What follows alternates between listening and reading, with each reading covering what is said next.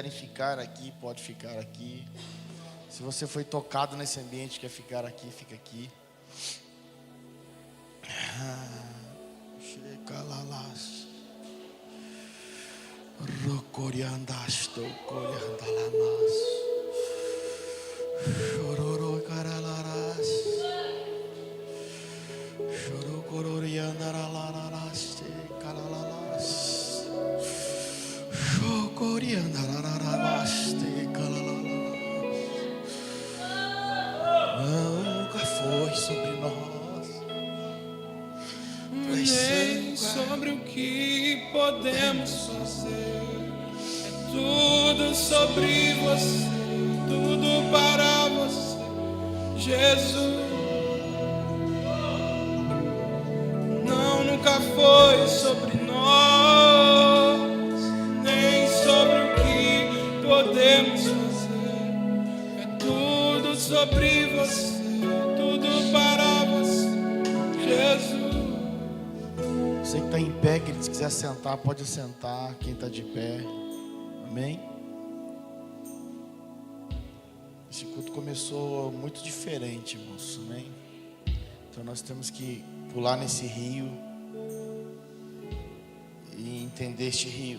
Eu vou ministrar agora a palavra.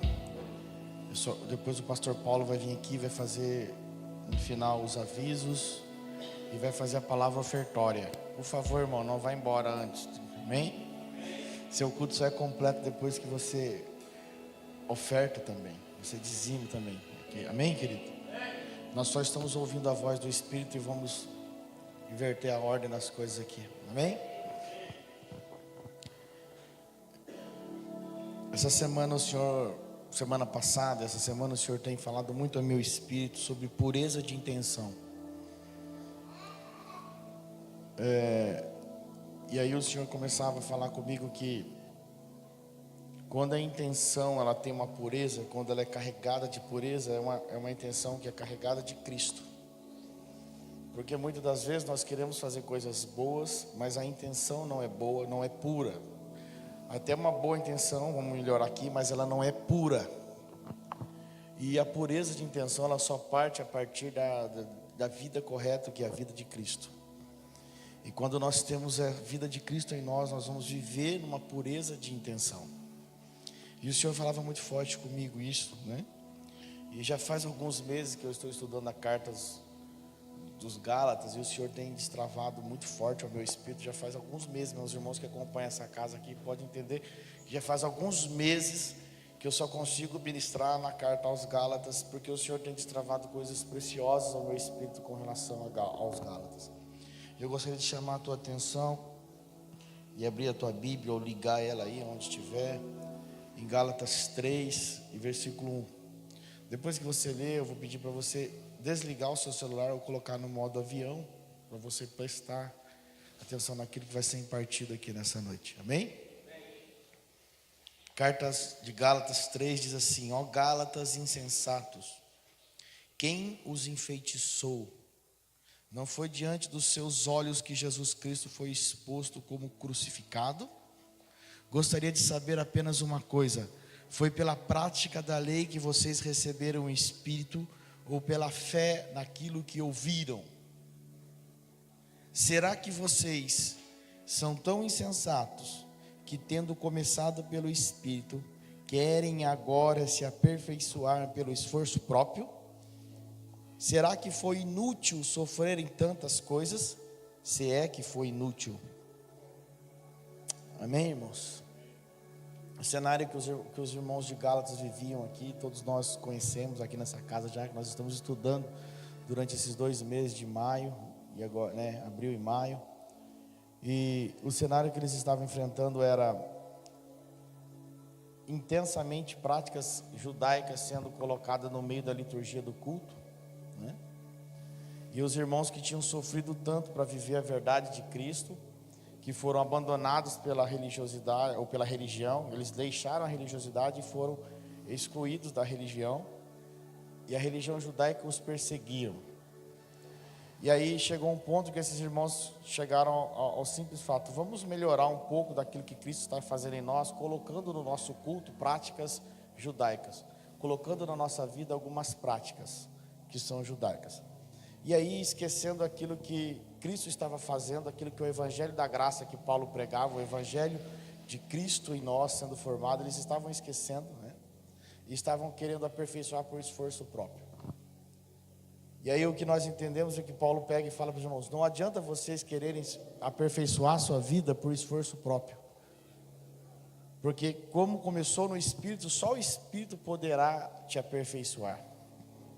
Você pode treinar a sua mente, você pode ter um coach, um mentor que treina a sua mente a fazer coisas boas. Mas isso não é suficiente, porque aquilo que começa no Espírito, só o Espírito pode te aperfeiçoar. Então a pureza de intenção, ela é uma coisa interessante. O Senhor falou ao meu espírito, que ele falou assim: filho, a pureza de intenção, ela não pode ser realizada. Uma pessoa não pode ser pura de intenção através da carne, através do conhecimento humano, através da ciência de Adão. A pureza de intenção, ela só pode ser manifesta a partir de mim, a partir de Cristo. É por isso que a terra anseia pela manifestação dos filhos de Deus. Só quem importa Cristo, quem tem Cristo sendo gerado em você a cada dia, consegue manifestar com pureza de intenção tudo aquilo que você vai realizar. Porque do contrário, irmão, se não tem pureza de intenção, nada serve para o reino. E isso é um confronto para nós no Espírito hoje, entendermos que Cristo em nós, a esperança da glória, Cristo que está sendo gerado em nós, Ele tem um propósito na nossa vida, que é nos tornar puros. Amém? Então, Eclesiastes 7:8 é um versículo que há 7 anos atrás ele bateu forte no meu espírito, que o Senhor falou comigo assim: se tudo isso que você está realizando deixar de acontecer, quem é você para mim? Foi onde que eu entendi que eu precisava saber quem eu era em Deus e não o que eu estava fazendo. Porque Eclesiastes 7:8 diz assim: mais importante é o fim de uma coisa do que o começo dela. Porque, querido, todo começo você está cheio de boas intenções, mas cheio de boas intenções não basta, porque você tem que estar na pureza de intenção. E a pureza de intenção não é aquilo que eu faço para mim, é aquilo que eu faço para o reino. E há 7 anos atrás o Senhor, nesse versículo, Ele me pegou muito forte, e o Senhor falava comigo isso, tudo que você está realizando, né?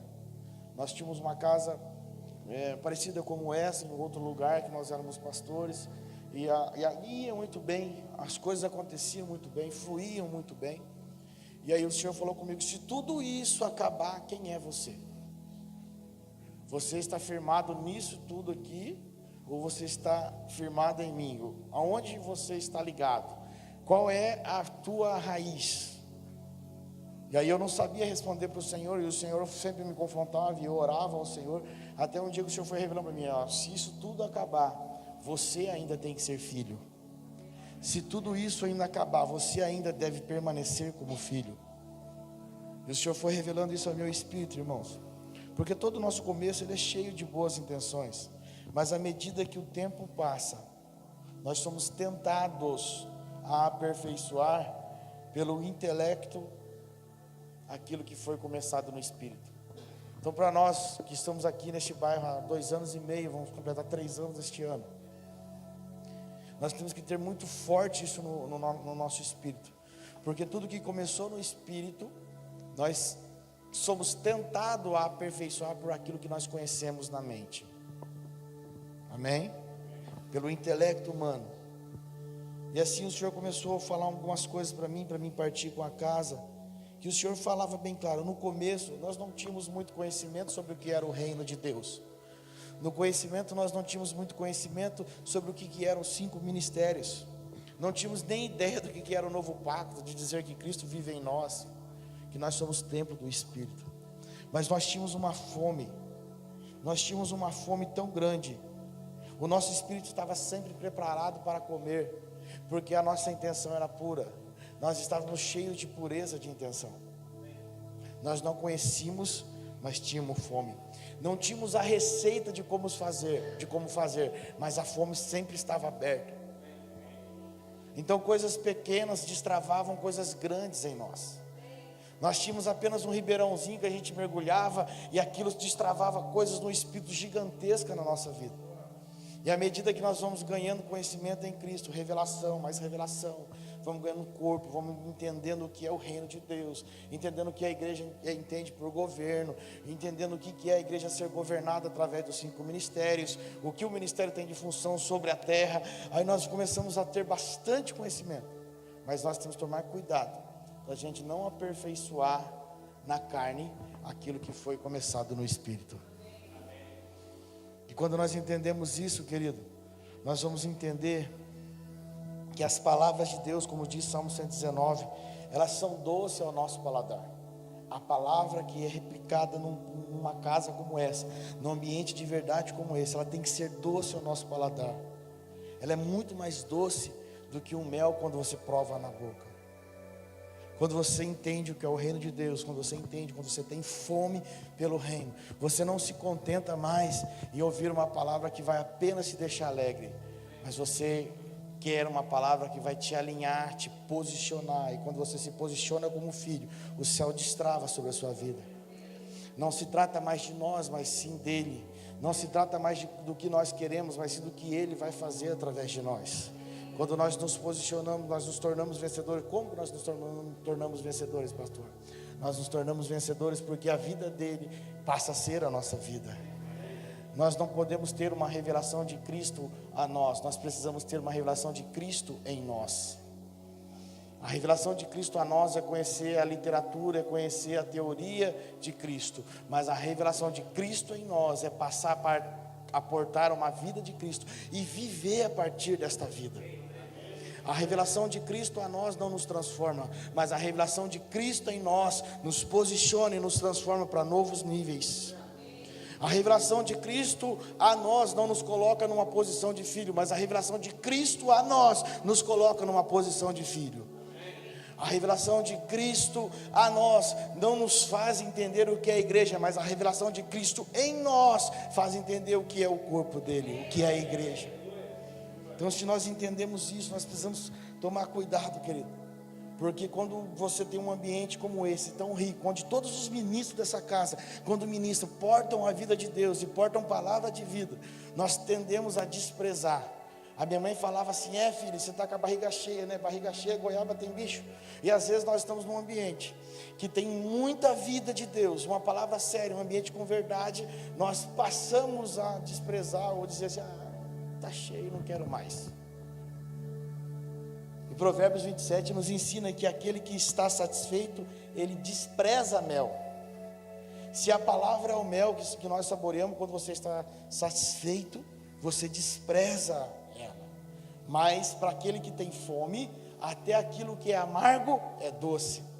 Então no reino, querido, não se trata do quanto você conhece, mas sim do tamanho da tua fome. Não se trata do que foi revelado a você, mas sim do tamanho da tua fome. Se você tem fome, mais do céu será revelado a sua vida. Não importa qual é, eu não tenho a receita, não, é fome. E eu lembro quando o Senhor nos levou nos pequenos começos, que eram bem difíceis, irmãos, os começos bem difíceis, sem recursos. O começo onde era apenas em lugares, né, dificultosos, mas não precisava de nenhum recurso para que nós pudéssemos entender e pudéssemos e mergulhávamos naquele ribeirão. Ele não era largo, mas era profundo. Eu lembro muito disso. Ele não era largo, mas a gente mergulhava e se descontrolava no Espírito. E é sobre isso que eu quero trazer você hoje, nessa noite, para entender isso. Porque nós não tínhamos muitos recursos, nem disponibilidade a gente tinha, mas a disposição era tremenda. Não era o recurso que nos paralisava, porque a nossa disposição era muito além de disponibilidade, de recurso. Nós não sabíamos, irmãos, o que viria, mas estávamos dispostos a enfrentar cada etapa. Não tínhamos pressa para enfrentar os processos que o Pai estava realizando em nós. Nós só queríamos viver cada etapa. Você precisa passar por cada etapa do processo de Deus. A primeira etapa do processo é a desconstrução religiosa, querido.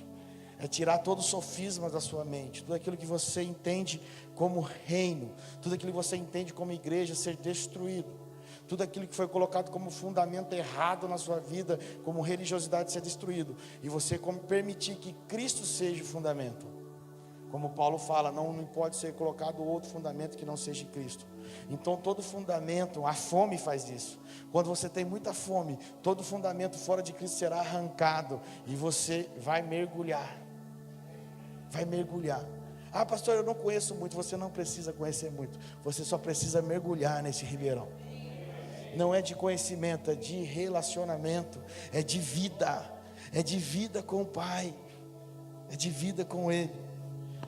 Nós não sabíamos, irmãos, o que viria, mas nós estávamos apaixonados e mergulhávamos em profundidades, em águas profundas.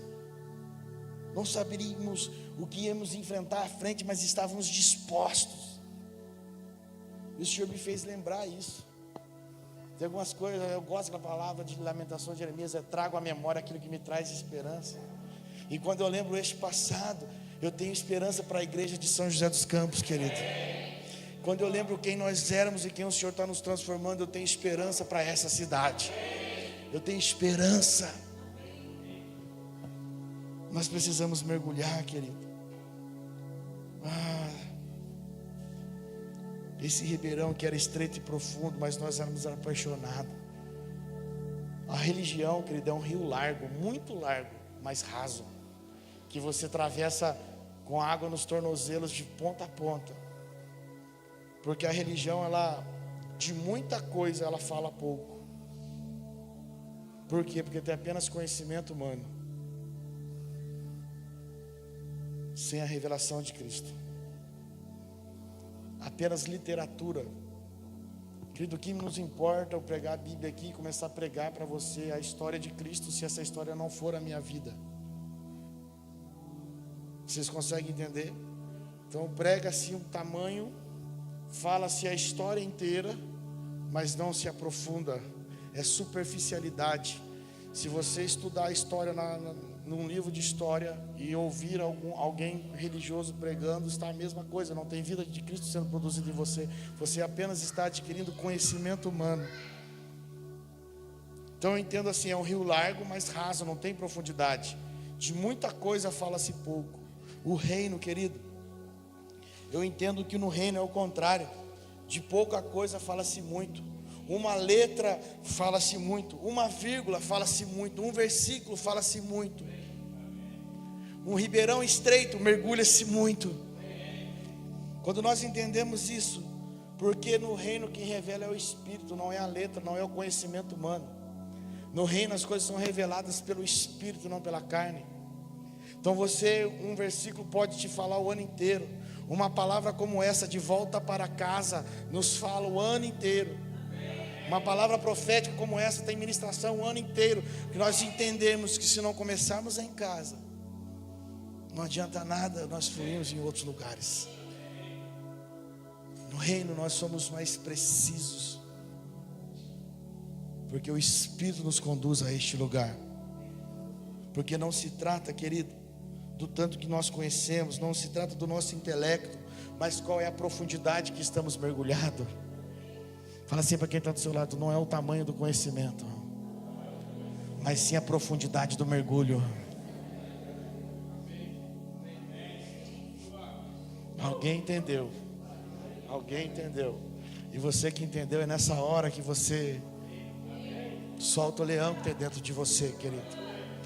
Não se trata do quanto nós conhecemos, não se trata de quanto que a literatura nos ensinou, não se trata de nada disso. Se trata do quanto que nós nos rendemos, no quanto nós nos mergulhamos. E à medida que nós mergulhamos, a revelação de Cristo em mim começa a aflorar. E é por isso que Paulo falava aos irmãos, e eu falo para vocês, eu choro, irmãos, todos os dias com dores de parto, até que Cristo seja gerado em vocês. Uma coisa é ter 12 homens que Cristo foi gerado, uma coisa é ter uma cidade que Cristo foi gerado, outra coisa. Com 12 homens o Senhor transformou o mundo. Com uma cidade onde Cristo foi gerado e tem verdadeiros filhos maduros e ruios, vai transformar o universo, querido. Se nós entendemos a profundidade disso. Senhor, porque quanto mais mergulhado nós estivermos no Senhor, mais acessos às memórias eternas nós teremos. Efésios 1:4, a gente conhece aqui de bastante nessa casa, diz que Deus nos escolheu nele, ou nos elegeu nele, antes da criação do mundo, para que nós fôssemos santos, para sermos santos e irrepreensíveis. Sabe o que o Senhor está falando aqui, que Paulo está falando para nós? O Senhor já gerou você antes da fundação do mundo. Você foi formado antes de Adão, você foi gerado antes de Adão. O nosso espírito foi gerado antes de Adão, querido. Quando você vai entender o processo da criação, você vai entender que do pó Deus forma o homem, Ele não cria o homem, Ele forma o homem e sopra o fôlego de vida no homem. Esse fôlego no original se chama ruá, e ruá significa espírito. Então quando o Senhor pega, sopra o espírito do homem, este mesmo homem que foi escolhido no Senhor desde antes da fundação do mundo, passa para dentro deste bonequinho de barro, e aí o homem, Adão, passa a ser um ser vivente. Mas ele não foi gerado ali, ele foi gerado no Pai, desde antes da fundação do mundo. Então quando nós entendemos isso, nós entendemos que nosso espírito tem memórias eternas, porque o teu corpo vai sucumbir, mas o teu espírito permanece. E se o nosso espírito tem memórias eternas, nós precisamos acessar essas memórias. E essa memória nós não vamos acessar com a mente adâmica, nós não vamos acessar com conhecimento humano, só vamos poder acessar no Espírito. As revelações que o Senhor vai destravar sobre a sua vida, a Bíblia nunca mais vai ser a mesma para você, o teu devocional nunca mais vai ser o mesmo, a tua leitura diária da Bíblia nunca vai mais ser a mesma. A Bíblia vai ser destravada em você, porque você vai acessar tudo que o Pai já te ensinou. Você só vai lembrar quando você olhar aqui, só vai lembrar: eu conheço, eu já ouvi, eu tenho um Pai, Ele me trouxe.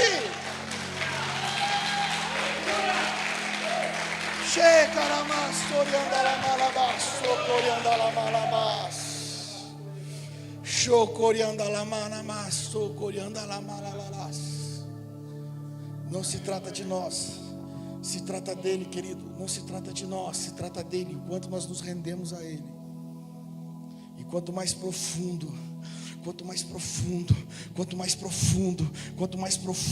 e quanto mais eu me permito ele me afundar, quanto mais eu permito que o Espírito me afunde, quanto mais mergulhado eu estou, mais revelação contém em mim, mais preciso no reino. Quanto mais profundo você estiver, mais acesso ao Pai você tem. Quanto mais acesso ao Pai você tem, mais você vai ter acesso à sua memória espiritual. Memória espiritual, querido. O problema é que nós queremos conhecer na carne para transferir para o Espírito. E a palavra do Senhor, ela não entra na carne para o Espírito, é do Espírito para a alma e para o corpo.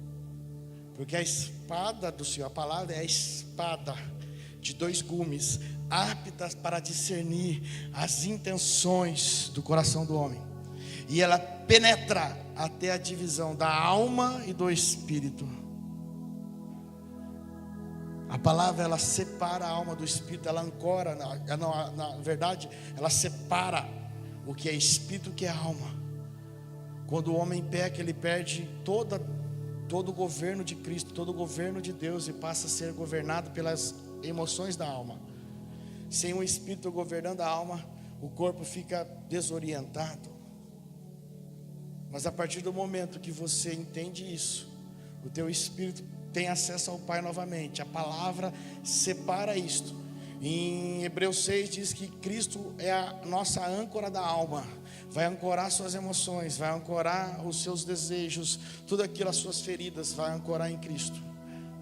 E Cristo está no teu espírito. Você consegue entender isso? Aí começa de dentro para fora. O espírito governa a alma e a alma governa o corpo. Porque a alma contém as nossas emoções vão expressar no nosso corpo. Não dá, irmão, para nós sermos transformados de fora para dentro. Não começa no corpo, para a alma e para o espírito. É impossível. Tem que ser de dentro para fora. Espírito, conecta-se ao Pai, ancora a alma. E aí você é um filho maduro. Porque as expressões da alma vão se manifestar no teu corpo. Então não se trata do teu pecado, querido.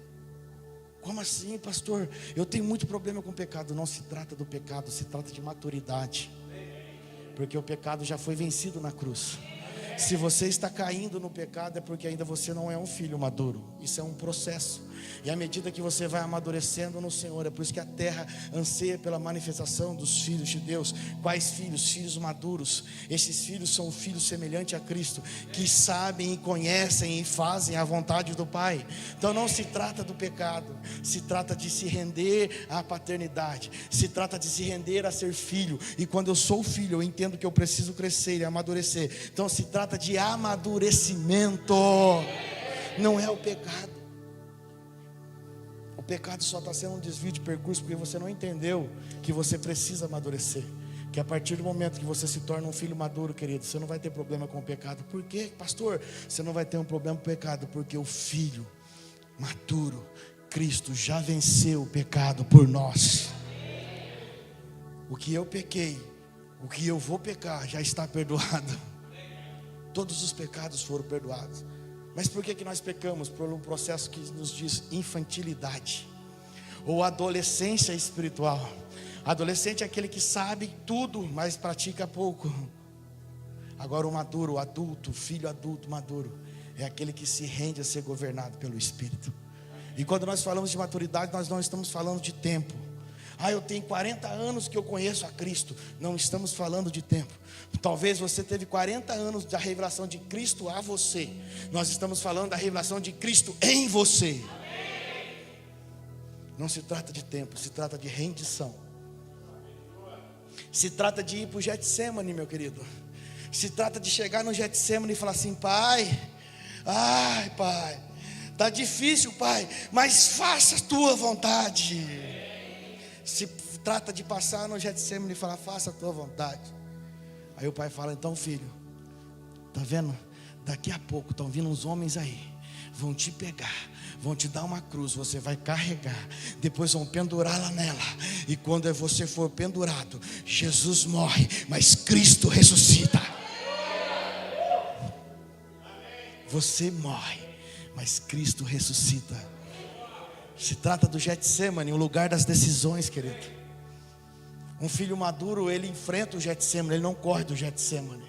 Um filho maduro, ele chega até o Getsemane, pode chorar até e suar sangue, mas ele enfrenta este lugar e diz: Pai, faça a tua vontade.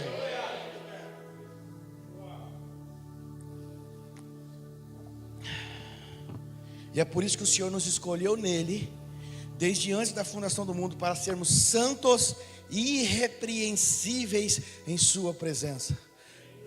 Maturidade. Podia trocar aqui. O Senhor nos escolheu nele desde antes da fundação do mundo para sermos maduros. Amém? Maduros. Senhor.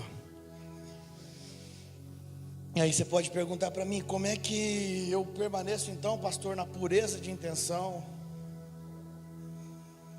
Gálatas 6, versículo 8 diz que quem semeia para a sua carne, da carne colherá destruição. Mas quem semeia para o Espírito, do Espírito colherá o quê? Vida eterna. Quem semeia na carne, semeia para colher destruição. Quem semeia no Espírito, semeia para colher a vida eterna. Vou te explicar. Nós somos compostos de corpo, alma e espírito. O nosso corpo tem um período de vida aqui nessa terra. Nosso corpo pode ser governado pela nossa mente. E você pode fazer algumas coisas que são boas, mas não são eternas. Porque tudo que você fazer na carne, que é o corpo, você vai colher até o teu caixão. E isso já é certo. Então é isso que Paulo está falando aqui. Tudo que você fazer na carne, você só vai colher no período de carne. Então você só vai levar até o teu caixão.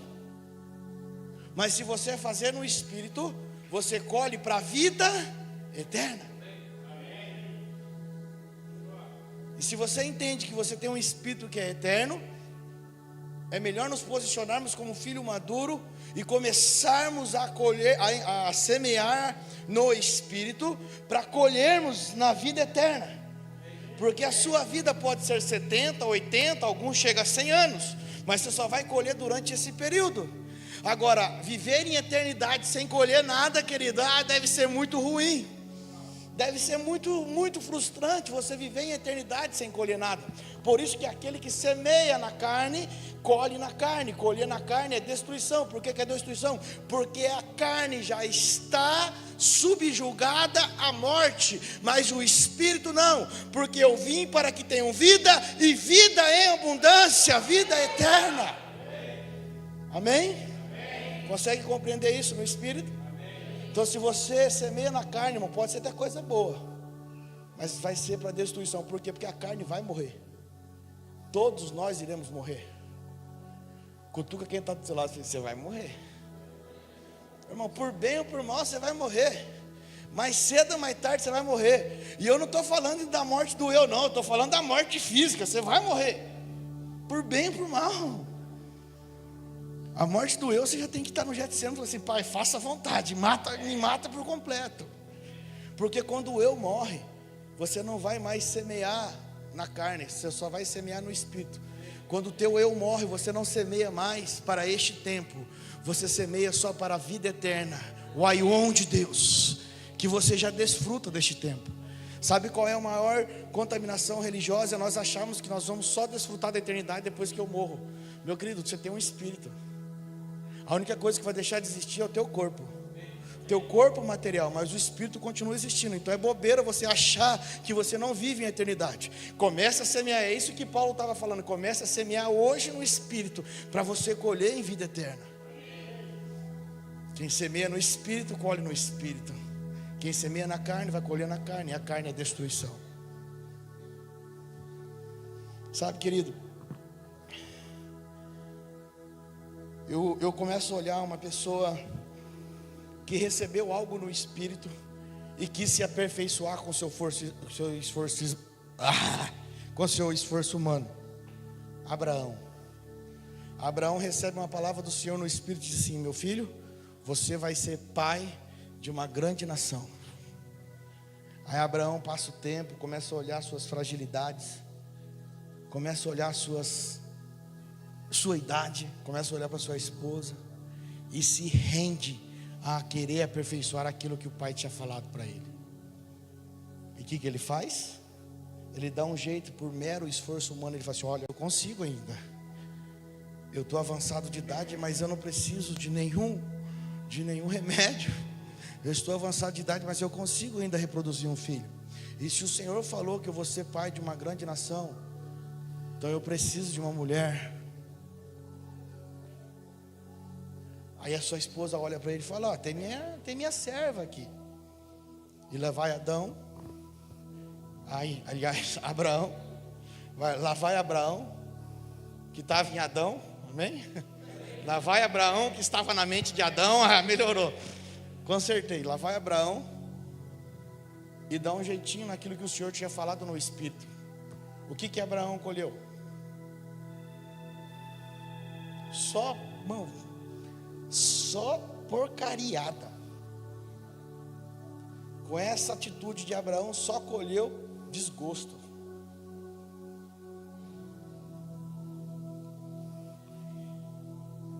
Ele recebeu no Espírito uma palavra de Deus, e pelo esforço humano ele teve uma relação com uma escrava e gerou um filho escravo. Um pai liberto gerou um filho escravo. Porque não é porque o pai é liberto que o filho vai ser liberto. Se ele nasce de uma escrava, o filho é escravo. Era por isso que muitos homens, na época da escravidão, compravam mulheres escravas para usar elas como reprodutoras. E eles tinham filhos como ela e vendiam esses filhos como escravos. Então entenda entenda um princípio. Em Gênesis 4:22 diz que Abraão teve 2 filhos, um da escrava e outro da livre. O filho da escrava nasceu de modo natural ou de modo carnal, mas o filho da livre nasceu mediante uma promessa. Você consegue entender isso? O filho da escrava nasceu num modo carnal, natural, como era normal acontecer. O filho da livre foi mediante uma promessa pelo Espírito. Então, com o nascimento de Ismael, Abraão, ele pôde ter realizado o desejo humano dele de ser pai. Abraão tinha uma carência efetiva de ser pai. Ele olhava para todos os seus servos e olhava para todos os seus empregados e falava: para quem eu vou deixar o que eu tenho? Eu não tenho um herdeiro. O meu sobrinho que caminhava comigo agora foi para o outro lado, caminhou, Ló. Ele tinha uma carência efetiva ali, afetiva, aliás, uma carência afetiva. E ele queria suprir isso. Então, agindo com a força do braço de Abraão, ele conseguiu suprir essa carência. Ele conseguiu ser pai.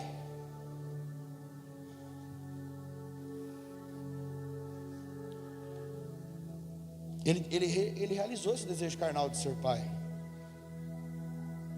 Mas com o nascimento de Isaac, querido, Abraão garantiu que a promessa do Espírito se manifestaria em Cristo, que é o herdeiro e que também nos fez herdeiro com ele, contribuindo para o propósito eterno da paternidade de Deus. Em Isaac, eu e você hoje podemos ser filho, porque essa era a promessa de Deus para Abraão: eu vou gerar um filho, e dele, Abraão, você vai ser pai das nações. E aí Cristo vem, herda tudo isso, e nós nos tornamos co-herdeiros com Cristo. Você consegue entender isso? Na sua força do braço você pode realizar o seu desejo, mas no Espírito você vai realizar o desejo do Pai, a vontade do Pai, que não tem nada a ver com o período humano, tem a ver com o propósito eterno. Abraão foi pai de Isaac, e ali o Senhor também agraciaria ele com o quesito da paternidade, e ele foi agraciado com o quesito da paternidade. Era só esperar o tempo certo. Mas ele seria agraciado na sua alma e no espírito, sabendo que a continuidade da palavra que o Senhor deu a ele continuaria. A palavra não era com Ismael, a palavra era com Isaac. A palavra não era com um filho da escrava, e sim com um filho da livre. O Senhor falou assim: eu vou te dar um herdeiro, e esse herdeiro vai ser o que vai levar o que eu tenho contigo para as outras nações. O Messias recebeu tudo desta linhagem, porque Deus fala que eu sou o Deus de Abraão, de Isaac e de Jacó. Deus é um Deus geracional, irmão. Deus não trabalha fora de gerações. O Satanás não tem pai. Ele é o pai da mentira, mas ele não tem pai. Ele é um deserdado. Ele trabalha fora de princípios. O Senhor sempre, quando ia se arremeter à geração de Israel, falava assim: o Deus de Abraão, de Isaac e de Jacó, sempre trabalhando na geração, porque aquilo que o Senhor prometeu para Abraão chega a nós até hoje. Amém. Tudo aquilo que estava em Abraão chega em mim e você hoje. Mas Abraão tentou aperfeiçoar isso. Ele tinha uma promessa e ele tentou aperfeiçoar. Sabe de uma coisa? Em Gálatas 3:14, você anota aí para você ler depois, diz que isso para que Cristo Jesus, a bênção de Abraão, chegasse também ao gentio, para que recebêssemos a promessa do Espírito mediante a fé. A promessa do Espírito, que era Isaac, é para nos levar a este lugar. Ismael não tinha a condição de nos levar a esse lugar, porque Ismael não era o filho da promessa. Agora, não é porque ele não era o filho da promessa que o Senhor também não abençoa, irmão. Sabe? A vontade do Senhor era Isaac. Abraão meteu os pés pela mão e teve Ismael. O Senhor também abençoa Ismael. Mas você tem que estar entendendo assim. Às vezes você está olhando assim: eu estou sendo abençoado no que eu estou fazendo. Estar sendo abençoado não significa estar no propósito, porque Deus também abençoa o que é permitido. A nossa questão não é estar no que é permitido, é estar na vontade dele. Isaac era a vontade, Ismael era o filho permitido. E aí o Senhor chega para Abraão e fala assim: eu vou abençoar Ismael também, Abraão. Ele não vai ser a continuidade da promessa, mas eu vou abençoar ele. Esse menino vai ser pai de nação também. Esse menino vai ser rei também. E hoje Ismael está sentado sobre todos os poços de petróleo do mundo. Ismael está sentado. Todos os poços de petróleo do mundo tem um descendente de Ismael. Deus abençoa, irmão, mas não significa que está na promessa. Então, se você está sendo abençoado por algo, não tenha isso como aprovação de Deus. Você tem que saber se você está na vontade ou na permissão. Porque quando você está na vontade de Deus, tudo que o Senhor te abençoa não tem a ver com você, tem a ver com o propósito do reino. Quando nós estamos na permissão, tem a ver com nós. Nós somos abençoados. E qual era um dos maiores modelos que a religião judaica tinha como ser um filho de Deus abençoado? Bênçãos materiais e financeiras. Tanto é que quando o Senhor, aquele jovem rico chega para o Senhor e fala assim: Senhor, eu tenho cumprido todos os estatutos, eu tenho feito isso, tenho feito aquilo. Aí o Senhor chega para ele e fala assim: filho, tudo bem, legal, eu quero mostrar para você, ele tá uma nova visão do reino. Quando aquele jovem rico chega até Jesus e fala assim: eu tenho guardado todos os mandamentos, eu tenho cumprido as leis, tenho feito tudo isso, o que eu posso fazer para herdar a vida eterna? Aí o Senhor fala para ele assim: filho, não se trata do quanto que você tem, não se trata de quem você é, isso não quer dizer o quanto você é em Deus. Faz o seguinte, quero te mostrar um lugar que você vai entrar, vende tudo que você tem, dá aos pobres e siga-me. O Senhor não estava falando ali que um rico não tem salvação, não é isso. O Senhor estava falando assim: eu estou transicionando esse homem para um novo lugar. Aquele homem, ele estava firmado em dizer que ele era salvo porque ele era abençoado. E a religião judaica tinha isso, irmão, tem isso ainda também. Quanto mais abençoado você é, porque Deus está te aprovando. E Jesus estava falando para ele assim: ó, eu estou mudando uma chave dentro de você, filho. Vende tudo que você tem. Isso não vai ser sinônimo de aprovação para você. Você vai viver como eu vivo e segue-me. Talvez aquele rapaz seria até um dos discípulos. Você consegue compreender isso? A religião sempre vai falar para você que por você ser abençoado, por você ter coisas financeiras, é um sinônimo de aprovação de Deus. Nem sempre. Nem sempre. Não estou falando que não é, estou falando que nem sempre. Basta sabermos aonde estamos. Se a bênção financeira que o Senhor me dá é para suprimento do reino, eu estou no centro da vontade dEle. Se a bênção financeira que o Senhor me dá só supre a mim, eu não estou no centro da vontade dEle, eu estou na permissão dEle. Porque o Senhor só tem um propósito em nos abençoar: quando nós somos provisão para aquele que não tem, quando nós somos provisão para o reino. Quem quer ser abençoado financeiramente, querido? Levanta sua mão. Eu acho que desceu algo sobre este lugar de entendimento, como uma cachoeira aqui. O Senhor vai liberar para você riquezas, querido, se você estiver disposto a liberar essas riquezas. O Senhor vai liberar para você riquezas se você estiver disposto a semear essas riquezas. O Senhor vai liberar para você graça e favor em São José dos Campos, porque Ele sabe que Ele pode contar com você como um investidor do reino. Amém, querido? Eita,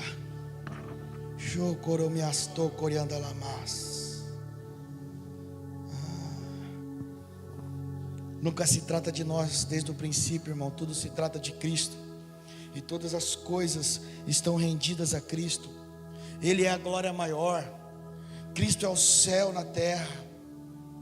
Nós, como filhos maduros, precisamos entender isso. Nós precisamos ser a manifestação de Cristo.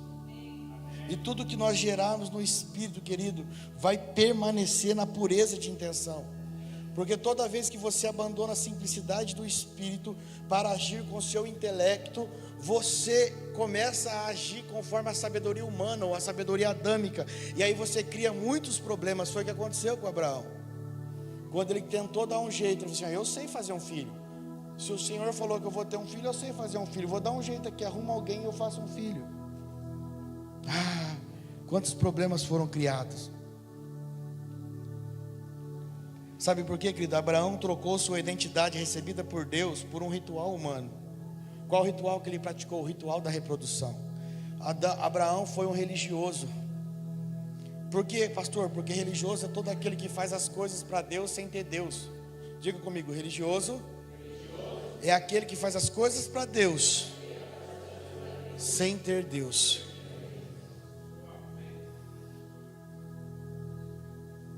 Apenas pelo conhecimento humano, apenas por força humana. E a religiosidade, querida, é uma troca de consciência. Como viver o reino, também nós precisamos ser renovados na nossa mente. A religiosidade também é uma troca de consciência. É uma troca de consciência de pureza de intenção para impura intenção. Porque você troca a sua identidade por um ritual. O que a religiosidade nos faz? Troca a nossa identidade de filho por um ritual que nós praticamos. Você passa a fazer um rito. Aí eu tenho que ir na igreja.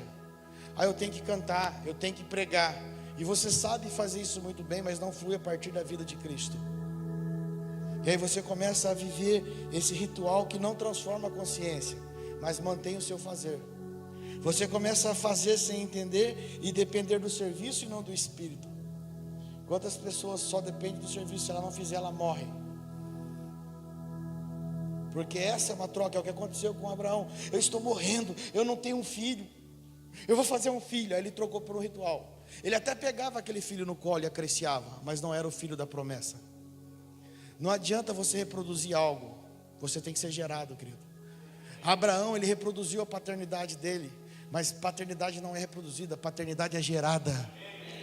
É impossível criarmos um pai, porque um pai é gerado. E Abraão pegou ali e ele queria gerar uma paternidade à força, e ele foi pai à força. Ele cumpriu um desejo carnal de ser pai, mas não pôde ser o pai de nações enquanto não nasceu Isaac. E o Isaac veio bem mais à frente. Não veio logo, vem bem mais à frente. Sabe por quê, querido?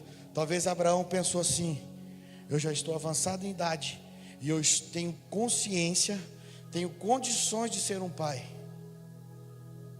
Abraão foi tão pai, que quando começou a chocar Ismael com Isaac, quando começou a chocar Agar com Sara, Abraão pegou seu filho e falou: vai embora, filha.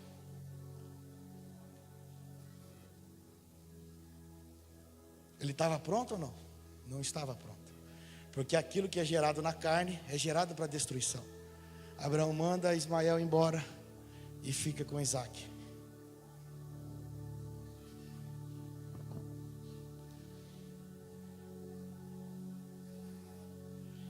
Ai, meu Deus. Nós precisamos, irmãos, transformar nossa consciência em pureza de intenção.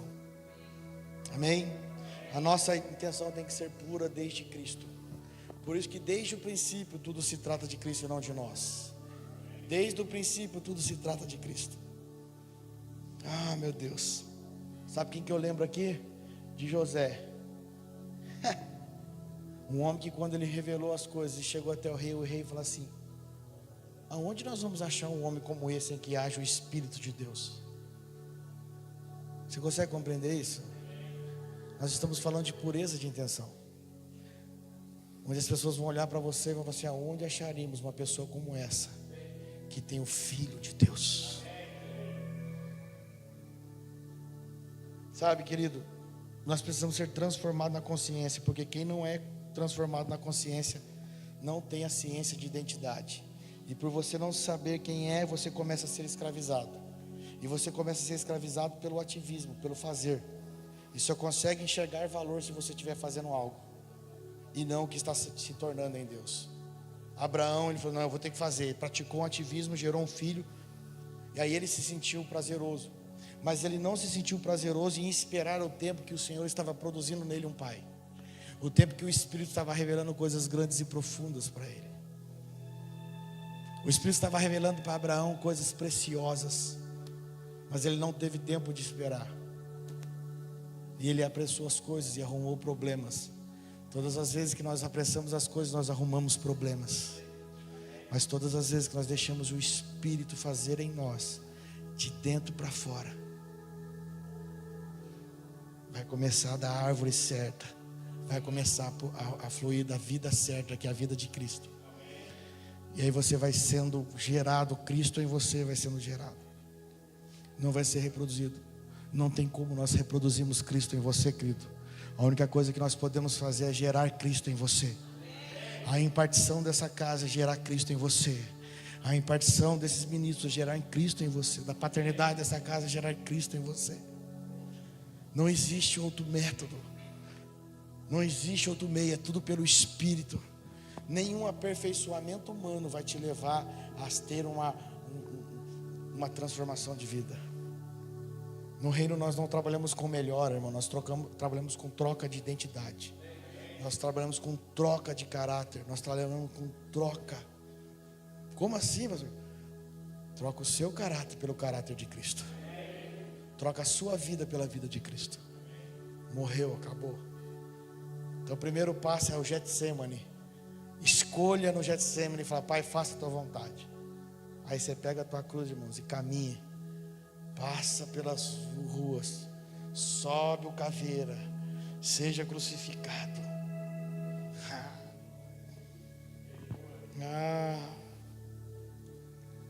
Sabe, querido, nós não podemos ter essa mente escrava, porque a mente escrava, ela realiza para ser o que ela não é. Um escravo, ele realiza para comer, ele realiza para fazer, mas ele não é aquilo. Uma mente liberta faz simplesmente pelo que ela tem e ela é no Espírito. Uma mente liberta, ela faz pelo que ela é no Espírito. E uma das coisas perigosíssimas é que o diabo não quer tirar Deus da sua vida. O diabo não quer que você seja um ateu, irmão, porque até o ateu dá trabalho para o diabo. Porque como ele não crê em Deus, ele não crê no diabo. Até o ateu dá trabalho para o diabo. O diabo não quer te transformar no ateu. Ele só quer tirar Deus da sua vida e colocar lá no fim, para você só depender dele quando você precisa. Você está entendendo? Você só depender dele quando você está precisando. Ai, Deus, eu lembrei que o Senhor existe, eu preciso de uma graça. Não, é isso que o diabo quer fazer com você. Ele não quer tirar Deus da sua vida. O diabo quer te transformar num religioso, que só lembra dele quando está precisando. Mas eu quero falar para você, nessa noite você está aprendendo que você é filho, e filho relaciona com o pai todos os minutos da vida. Você não é um religioso, você é filho de Deus. E sendo filho, o pai habita em você, e você habita nele, até que todos são um. Não existe diferença entre você e Cristo. Você e Cristo é um. Nós e Cristo somos um. Então nós temos que ter uma troca de consciência, querido. Renovar nossa mente, como fala em Romanos 12. Que o diabo não vai tirar Cristo de você, não. Ele só vai fazer você colocar Cristo no final das coisas. No reino não se trata do final, se trata de tudo, porque desde o princípio tudo se rende a Cristo. Desde o princípio tudo se trata de Cristo, e todas as coisas rendidas a Ele estão, inclusive eu e você, inclusive a nossa casa, inclusive o nosso trabalho, inclusive a nossa escola. Tudo em nós é Ele, a esperança da glória.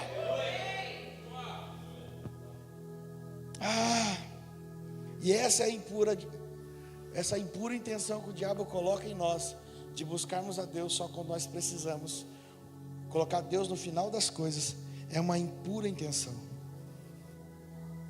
É a impureza de intenção que reina, né? Onde você pensa assim: eu faço para ser, enquanto eu deveria ser para fazer. Sabe, irmão, Deus diz para você assim: você é meu filho, vai lá e faz. O diabo fala para você: você não é, então vai lá fazer para você ser. Você está entendendo isso? Você está pegando isso no teu espírito? Deus primeiro vai revelar para você quem você é, e depois Ele vai falar para você: vai lá e faz. O diabo vai falar para você: você não é nada, vai lá e faz para você ser alguma coisa. Não é o que você faz que te leva em algum lugar. E foi isso que Abraão fez, querido. Ele não era pai, e ele fez para ser pai. Deixa eu falar uma coisa para você forte aqui. Se o Senhor nos escolheu nele desde antes da fundação do mundo, a palavra fala que Ele nos escolheu, nos elegeu. Então significa que Ele nos escolheu para quê?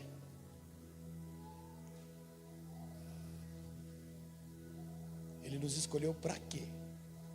Para sermos santos e irrepreensíveis. Sabe qual é um dos maiores perigos naquele dia, irmão? Quando ele pegar o livro da vida, para nos julgar segundo as nossas obras. Sabe qual é o maior perigo? Ele chama lá assim: Miqueias, deixa eu dar uma olhada aqui, Miqueias. Miqueias, você foi um grande advogado, Miqueias. Você foi tudo isso, mas aqui no livro da vida estava dizendo que você seria um grande mestre para o Brasil.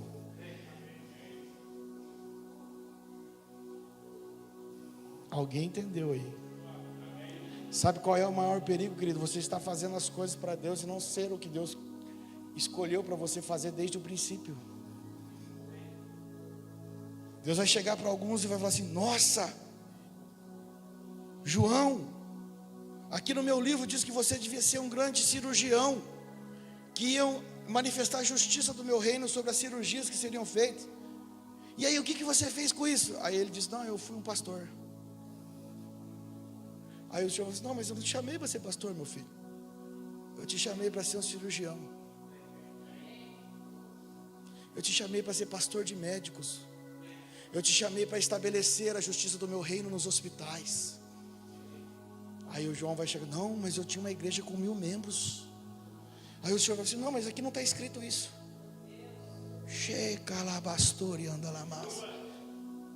Querido, nós podemos trabalhar a vida inteira religiosamente e chegar naquele dia, nós acharmos que estamos bombando, acharmos que estamos fazendo o que é correto, e o Senhor vai olhar para nós e falar assim: não foi isso que eu te pedi. Olha no livro da vida, Miqueias, quem que você foi? Não, eu fui um grande músico lá na igreja MEG, em São José dos Campos. Aí o Senhor olha assim: não, mas aqui está falando que era para você ser um advogado que ia advogar em prol dos pobres, ia levar o nível de justiça. Aí eu me digo: não, mas eu queria ser um músico. Não, mas não é o que você quer, é o que eu queria para você. Não é o que você tornou, é o que eu estava fazendo em você. Quem consegue compreender isso no Espírito? Isso é se tornar um filho maduro. O maior problema da igreja é não entender maturidade. E por não entender maturidade, ela quer fazer. Todo mundo acha que ministério é ter um microfone na mão, enquanto o Senhor está querendo os filhos maduros para manifestar os filhos na política, na saúde, na educação, na mídia, na sociedade. Você está conseguindo compreender isso? Por muitos anos da minha vida, meu desejo nunca era ser pastor. Até porque eu venho de uma linhagem de pastor, minha família, meu pai é pastor. E eu conheço tudo sobre isso, já vivi muitas coisas num ambiente de religiosidade. E eu me preparei para não ser pastor. Eu fiz tudo que não era para ser, para não ser pastor. Não adiantou, irmão. Até o dia que o Senhor falou para mim assim: você vai conhecer. Eu agradeço o Senhor. O apóstolo Cristiano, lá da igreja Petra, uma vez ele estava orando, ele não me conhecia. E ele colocou a mão sobre mim e o Senhor tomou ele. E ele falou assim: filho, eu vou fazer você sentir a dor que eu estou sentindo por você estar fora do meu propósito. Eu te chamei para uma coisa e você quer ser outra coisa. Quando ele colocou a mão na minha barriga assim, irmãos, parecia que virou tudo dentro de mim e deu uma dor tremenda. Ele falou assim: essa dor, para que você entenda que você está fora do propósito. Qual é o medo que você tem de cumprir o propósito? É um pacote de arroz e 2 pacotes de feijão todo mês? Eu vou mostrar para você que as aves do céu não semeiam, não plantam, mas comem todos os dias. Da mesma forma que eu cuido delas. E ainda falou assim: você acha que a tua formação vai garantir sustento para você? Você acha que a tua fonte é o teu trabalho? Não. Vou provar para você que a tua formação não é a tua fonte, que o teu trabalho não é a tua fonte, porque a tua fonte se chama a minha pessoa, Cristo. E tudo a partir de mim vai fluir em você. Irmãos, aí depois eu apaguei, não entendi mais nada. Depois de um tempo que eu levantei, tinha ficado uns 40 minutos lá. Sim, parecia que era 5 minutos. A partir daquele momento eu me posicionei como filho. Nunca mais eu saí fora da onde o Senhor tinha me colocado. Irmão, foi bom? Foi, estragou um monte de coisa que estava na minha vida, irmão. Um monte de coisa que estava andando certinha, desalinhou. Um monte de coisa que eu achava que era bonitinha, deu tudo errado. Mas sabe de uma coisa? Eu estou feliz demais, porque eu estou no centro da vontade de Deus. Sabe o que eu vou falar para você, querido? Talvez quando você se posicionar como filho, algumas coisas vão se desajustar. Aí você fala, por que se desajustou, pastor? Não desajustou não. Estava desajustado já e você não percebia. Quando você se posiciona como filho, a luz de Cristo vem até você, ilumina o quarto da bagunça, e você consegue enxergar tudo que estava bagunçado. E agora, com a maturidade de Cristo, você vai pôr em ordem todas as coisas. E colocando em ordem todas as coisas, o progresso espiritual começa a vir sobre a tua vida. Vindo sobre a tua vida, não para em você, porque tudo que vem do Pai vem sobre nós, a partir de nós, para alguém. E aí você vai falar assim, não, onde vai começar? Vai começar na tua casa, vai começar na tua casa, de dentro para fora. Você vai ver o quanta coisa você vai precisar alinhar. 30 anos de evangelho com a casa desalinhada. Fazem 7 anos que nós estamos num processo de alinhamento, de posicionamento com o Senhor. Sabe aquela carteirinha que você tem com tanto orgulho de pastor, de presbítero, de evangelista, de tal, de apóstolo? Sabe aquela carteirinha de membro que você fala assim, olha, eu tenho 40 anos de uma denominação. Isso não vai ser nada para você quando você tiver a revelação de Cristo em você. Você vai viver em ambientes de revelação profunda. Talvez você vai viver um ano inteiro numa vírgula de um texto. Talvez você vai viver o ano inteiro numa palavra de um texto. Talvez você vai viver o ano inteiro de volta para casa, apenas uma palavra. Mas vai ser vida, e vida com abundância em você. Porque vai ser Cristo fazendo e não teu conhecimento fazendo. Amém, querido? Nessa noite eu quero orar com você. Se você quiser curvar a sua cabeça, quero orar com você. Quero orar com você. Shekalamas.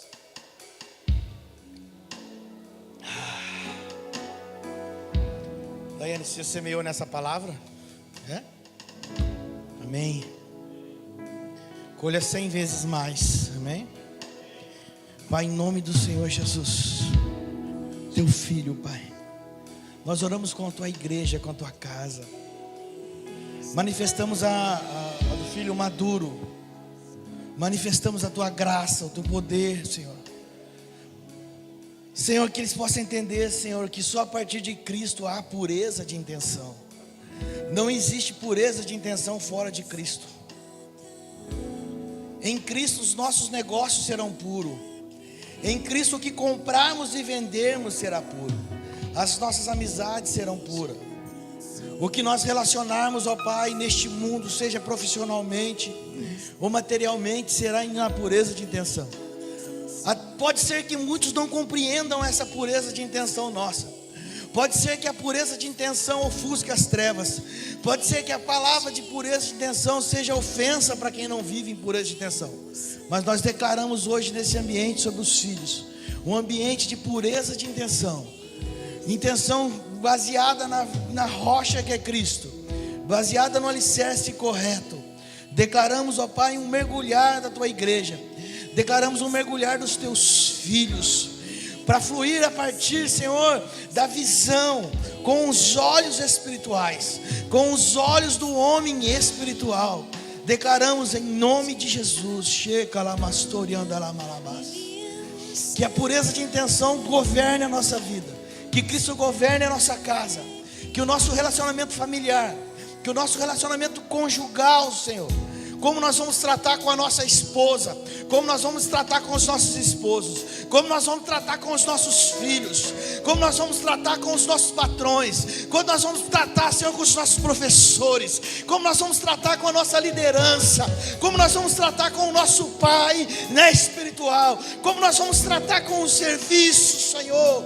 Nós clamamos, Deus, um ambiente de pureza de intenção, um ambiente onde Cristo governa, um ambiente onde o Espírito governa, um ambiente onde a graça governa, um ambiente onde a verdade governa, um ambiente, Senhor, onde nada será feito através da raiz errada, mas tudo fluirá através do rio da vida, tudo fluirá de um rio, Senhor, aquele rio que é puro e cristalino como cristal, que flui, Senhor, direto do trono da graça, fluindo sobre as casas, fluindo sobre os lares, fluindo sobre as famílias, fluindo, fluindo, fluindo, fluindo, fluindo, fluindo. Oh,